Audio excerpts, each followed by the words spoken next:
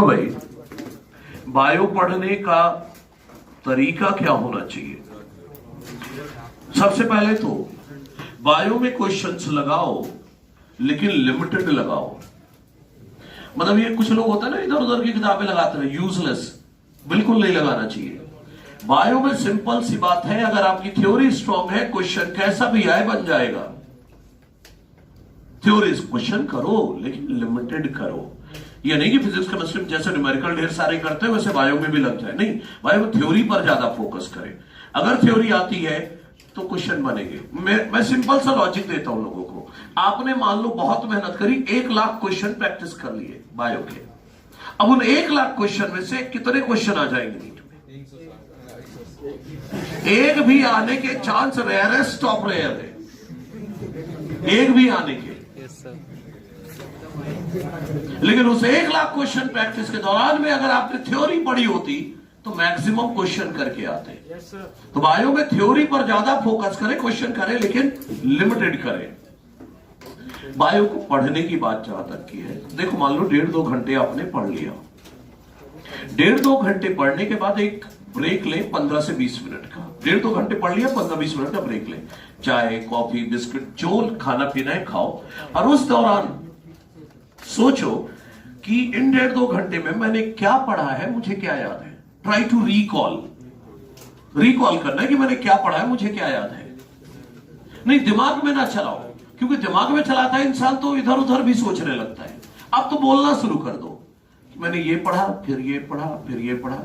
नहीं बोल पा रहे, आईने के सामने खड़े हो जाओ, टहलते हुए आईने के सामने खड़े होकर बोलना शुरू कर दो। मैंने ट्रांसलेशन में पहले ये हुआ था, फिर ये हुआ था, फिर ये भूल गया यार क्या हुआ था, फिर ये हुआ, फिर ये हुआ, फिर ये इधर का भूल गया।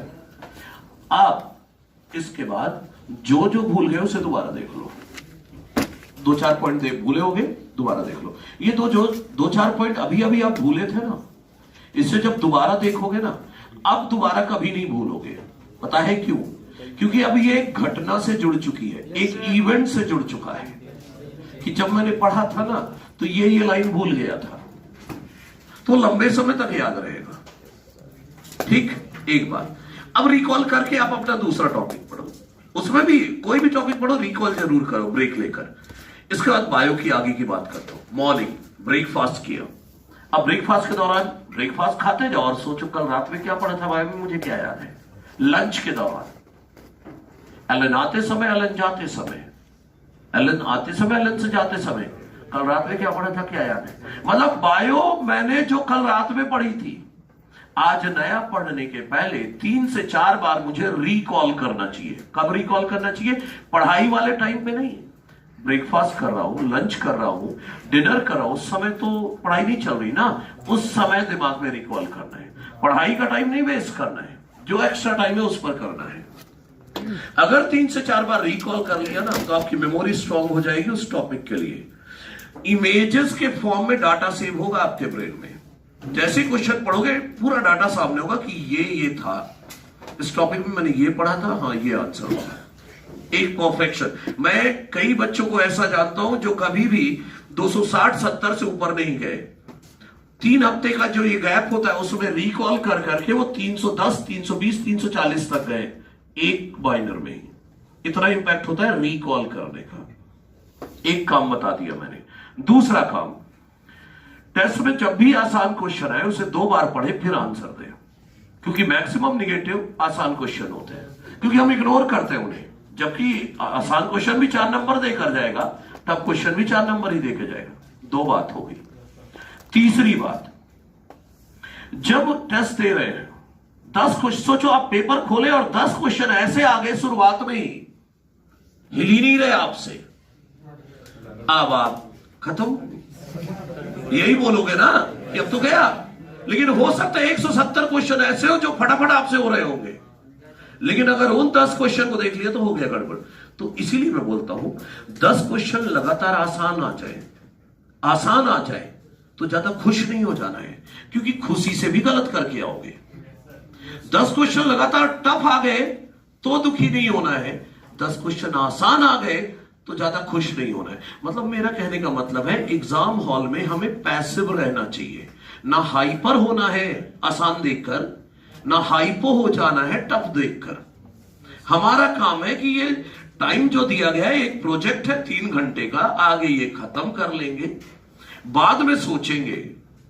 दुखी खुशी एग्जाम हॉल के बाद जाहिर करनी, एग्जाम हॉल के अंदर नहीं। अगर ऐसा कर पाए तो बहुत अच्छा हो जाएगा। ठीक। चौथी बात, 5 लाऊंगा। चौथी बात ये, जो भी क्वेश्चन करे घर में टाइमर लगा के करे। फिजिक्स केमिस्ट्री में 1 क्वेश्चन पर मिनट, बायो में 2 क्वेश्चन पर मिनट, टाइमर लगाकर ही क्वेश्चंस करें। और लोग बोलते हैं कि सर पहली बार कर रहे हैं, कैसे हो जाएगा? लेकिन भाई जब नीट देने जाओगे तो वो भी क्वेश्चन पहली बार ही आएगा, तो ये बहाना नहीं करना है। पहले दिन जब करोगे ना फिजिक्स केमिस्ट्री के क्वेश्चन, पहले दिन 10 मिनट में 2 ही 3 क्वेश्चन हो पाएंगे। लेकिन फायदा क्या होगा? देखो, पहले दिन 2-3 हुए, टाइमर पक्का सामने रखो और जानबूझ के हर क्वेश्चन के बाद देखते रहो कि कितना टाइम हो गया। तो वो जो नर्वसनेस एग्जाम हॉल में होती है ना कि टाइम खत्म हो रहा है, वो घर में फील होगा। पहले दिन 3 होंगे, अगले दिन 4 होंगे। इसे हमें 10 तक लेकर जाना है फिजिक्स केमिस्ट्री में, बायो में 10 मिनट में 20 क्वेश्चन तक जाना है। तो वो जो नर्वसनेस एग्जाम हॉल में हर 3 हफ्ते में एक बार फील करते हो आप, 3 हफ्ते में एक बार फील करने जाते हो वो नर्वसनेस को। लेकिन अगर टाइमर लगा के रोज क्वेश्चन प्रैक्टिस कर रहे हो तो वो नर्वसनेस रोज फील करोगे, और जब नर्वसनेस रोज फील करोगे तो धीरे धीरे आदत पड़ जाएगी उसकी, आप इम्यून हो जाओगे, आपको कुछ अलग नहीं लगेगा। तो ये स्पीड भी बढ़ जाएगी और आपकी नर्वसनेस खत्म हो जाएगी। सही है। 5वां और आखिरी बात, रिवीजन के लिए जब कोई टॉपिक रिवाइज करना होता है तो आप क्या करते हो? कॉपी लेकर बैठ जाते हो, पढ़ना शुरू कर देते हो। नहीं, मुझे अगर कुछ रिवाइज करना है तो मैं जैसे ही एलन से निकलूंगा ना, एलन से निकलते हुए डिनर करते तक मेरे दिमाग में चलेगा। मान लो आपको रिवाइज करना है व्हाट एवर चैप्टर आपने जो पढ़ा है, मान लो डीएनए एप्लीकेशन रिवाइज करना, यहीं से शुरू हो गए कि डीएनए एप्लीकेशन में पहले हमने ये पढ़ा था, फिर ये पढ़ा था, फिर बीच के 2 पेज याद ही नहीं है, फिर ये पढ़ा था, फिर ये याद है, ये याद है, फिर ये याद नहीं है, ये भी याद नहीं है। डिनर करते करते तक पूरा चला लिया दिमाग में। अब बैठो रिवाइज करने, जिससे फायदा ये होगा आपको क्लियरिटी आ चुकी होगी, क्या आपको याद है और क्या याद नहीं है। जो याद है उसको पढ़ के निकल जाओगे, और जो नहीं याद है उस पर ध्यान दो।